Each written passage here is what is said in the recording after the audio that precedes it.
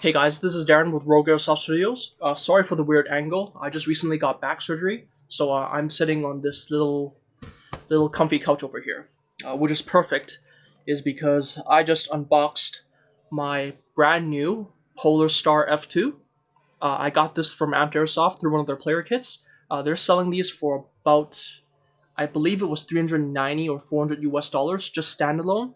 But if you buy one of their player kits that comes with like a tank, with a regulator and all that stuff, with a whole bunch of other stuff, it's about 500 US dollars.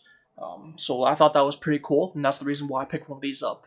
Originally, I was going to buy a Polarstar jack, is because the jack has been out of the market for a very long time. Everyone sort of understood it. They were very well aware of the problems already. People knew how to tune them, so on and so forth. So I was originally going to get a jack, but after I heard that the Polarstar F2 was going to come out, I decided to pre-order mine from Airsoft. I actually got serial number 47, which is pretty cool. So yeah, and so what I picked up was, let me see. Oh, actually, let me first go over the F2. So what's so special about this cylinder drop-in unit relative to other H3A engines is that it uses two solenoids, very similar, or pretty much exactly as the same as the Polarstar Fusion engine.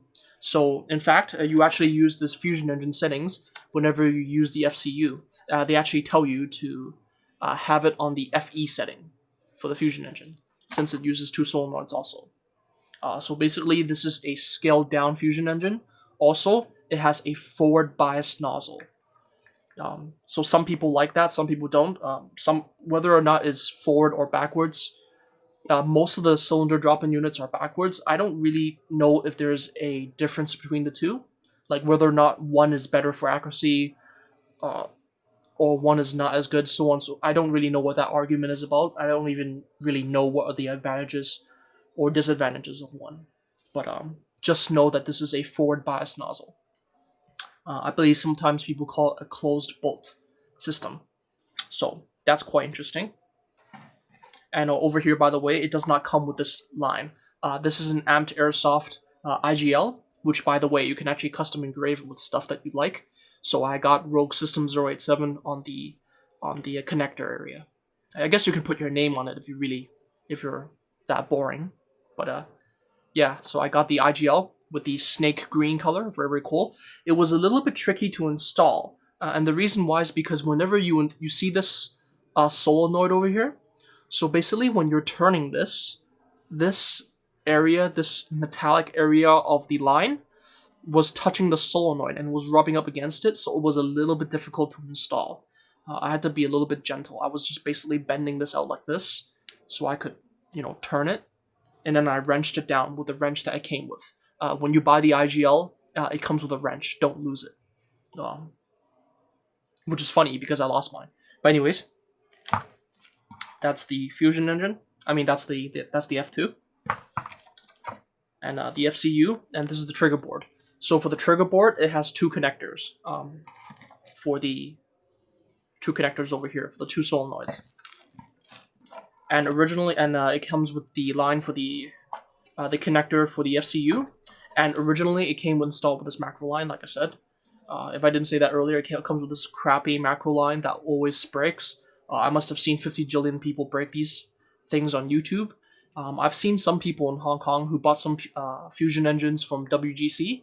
They also ended up breaking their lines, so that's the reason why I decided to just ditch this and just use this. Also, another reason why I really want to use this is because when you buy the Amped Airsoft player kit, in this case, I bought a 3000 psi 48 CU tank, and with this line, don't worry. Let me check the regulator first. Regulator is at 0. Don't worry. You can just do this and connect it, right? So this line is sticking out of your pistol grip. So whenever you want to disconnect it, you just go, and then you can just have your rifle and just store your rifle away without having this being connected to it all the time. So I really like this idea. I've seen Amped Airsoft do this all the time in their videos. It's just that this is the first time that I've ever actually seen this in in real life. So this is super convenient. I can't live without this. I have no idea how you guys live with with this thing. Like this thing is just pathetic. It can kink, by the way. See? So, not a big fan of this. And let me see, what else did I get? I also got a bottle of lubricant. So this lubricant, I'm actually not entirely sure if this is good or bad. It's called ProLube. So in Airsoft, they seem to like to use Tech T. The thing is that they were sold out, so that's the reason why I got this. I actually don't really know what this lubricant base is. I don't even know if it's silicone base or whatever it is. I need to figure out what this is because, you know, I'm not going to keep ordering lubricant from the United States. It just makes more sense for me to get that lubricant here. But there is no label that tells you anything, so it just has a QR code that I can scan later. I might check that out later. Another thing that I got is a UFA plug. This plug is for the regulator. So basically, before I had the regulator installed, it's basically not connected to the tank. So basically, there's just an empty space over there, and you need to plug it up. If you don't plug it up, what will happen is that crap will get into it, and sometimes you might have crap flowing through your. Therefore, you might have crap flowing through your regulator, which is bad. That can cause it to fail and stuff like that. It can also cause, if by weird chance it can carry all that stuff and go through your line, it will also go into your engine. So I believe this is what this is for. But please correct me if I'm wrong. But yeah, it's very, very lightweight. I'm not even sure if this is plastic or is this metal. It feels like metal, but yeah. Oh, there we go. There's my wrench. And let me see, what else did I get? And I guess we can take a look at the SLP regulator. So the SLP regulator is actually quite nice. Funny enough, they actually have an Amped Airsoft logo on the gauge itself. And they also have the Amped Airsoft logo on the UFA. They also have it on the tank head. So like this is just like it has Amped Airsoft branding everywhere. I'm basically like a walking, talking, you know, Amped Airsoft banner walking around Hong Kong, on the fields of Hong Kong, which I thought that was kind of funny. Like, everyone will instantly know that you're into HBA just by looking at this thing, which is fantastic. Like, I don't mind, by the way, because, you know, it's pretty cool. They have a good-looking logo, to be quite honest with you.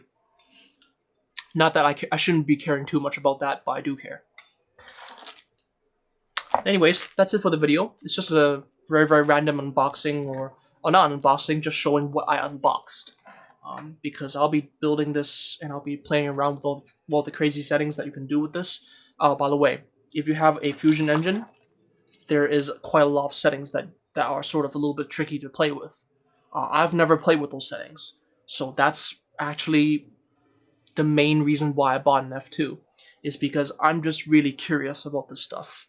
So yeah, this is going to be a lot of fun. And also, I'm going to be building this on a VFC HK416. So I'm super, super excited. Just have a short 10.5-inch rifle, HK416. So yeah. Anyways, guys, hope you enjoyed the video. Let me know what you guys think. Please feel free to comment, like, and subscribe. And I'll catch you guys next time. Peace. Happy shooting.